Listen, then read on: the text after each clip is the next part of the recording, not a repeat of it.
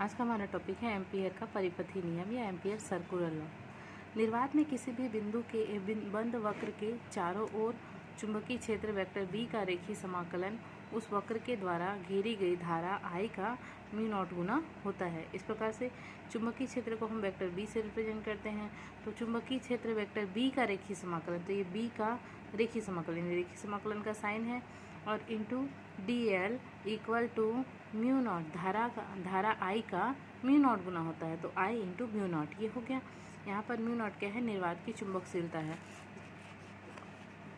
इसकी व्युत्पत्ति मान लीजिए कि यहाँ पर XY एक चालक तार है जिसमें I धारा प्रवाहित हो रही है।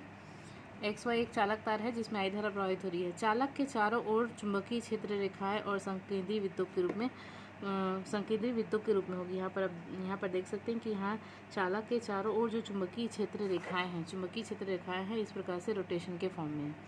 अगर इस चालक में जो भी चालक है इसके ये संकेंद्रीय रेखाएं जो है इस चालक के लंबवत तल में होंगी। ये चालक है, इसके लंबवत तल में ये चुंबकीय क्षेत्र रेखाएं हैं। मान लीजिए कि चालक से r दूरी पर स्थित किसी बिंदु P पर चुंबकीय क्षेत्र का परिमाण चालक से r दूरी पर, यहाँ पर है चालक का जो केंद्र बिंदु है वो O है, इससे r दूरी पर कोई बिंदु P है और इस बिंदु P पर चुंबकीय क्षेत्र का परिमाण, तो चुंबकीय क्षेत्र के परिमाण को हम B से रिप्रेजेंट कर रहे हैं, equal to mu not upon 4 into 2I upon R। इस प्रकार से अब यहाँ पर देख सकते हो कि ये 2 है और ये 4 है, तो यहाँ से 2 1 जा 2 और 2 2 जा 4, ये कैंसिल हो जाएगा तो अपने को मिल जाएगा यहाँ पर B is equal to mu not I upon 2πr। ये हो गया इक्वेशन नंबर फर्स्ट। अब इक्वेशन नंबर फर्स्ट हमको मिल गया है B is equal to mu not I upon 2πr, equation number first.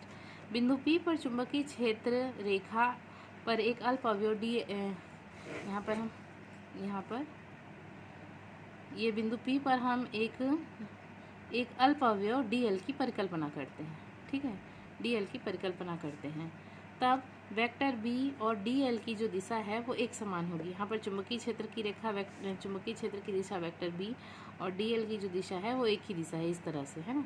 तो यहाँ पर जो बनने वाला जो कोण है वो क्या हो जाएगा? 0 डिग्री का, मतलब यहाँ कोई कोण बन ही नहीं रहा, तो वो क्या हो जाएगा? 0 डिग्री। तो बिंदु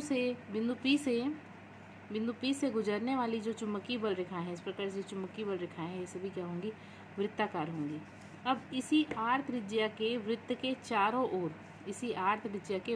चारों ओर चुंबकीय क्षेत्र B का रेखीय समाकलन, तो चुंबकीय क्षेत्र B का रेखीय समाकलन vector B is equal to हो जाएगा, रेखीय समाकलन vector B into D L is equal to, इसको हम लिख सकते हैं रेखीय समाकलन B into D L into cos 0, और कॉस 0 का मान 0 है क्योंकि यहाँ पर वेक्टर B और DL के बीच का जो कोण है वो क्या है? 0 डिग्री का, क्योंकि वहाँ पर कोई कोण नहीं है। तो इसका हम 0 डिग्री होता है, कॉस 0 का वैल्यू हो गया 1, इसको लिख सकते हैं रेखीय समाकलन वेक्टर B इंटू DL, ये मिल गया हमने को। अब यहाँ पर जो वैल्यू है B, इसमें हम इक्वेशन नंबर फर्स्ट में हमारे पास यहाँ पर वैल्यू है mu not I upon 2πr, तो हम यहाँ पर से इक्वेशन नंबर फर्स्ट से ये वैल्यू इसमें रख देंगे। तो vector B into D L is equal to रेखीय समाकलन और B का वैल्यू क्या है? Mu not I upon 2πr into D L. अब क्योंकि ये जो डी एल है इसी के सापेक्ष रेखीय समाकलन होगा, तो ये सारे टर्म का कोई समाकलन नहीं हो सकता, इसीलिए क्या हो जाएंगे? समाकलन के साइन के बाहर आ जाएंगे। तो इसको लिख लेंगे mu not I upon 2πr रेखीय समाकलन इंटू डी एल।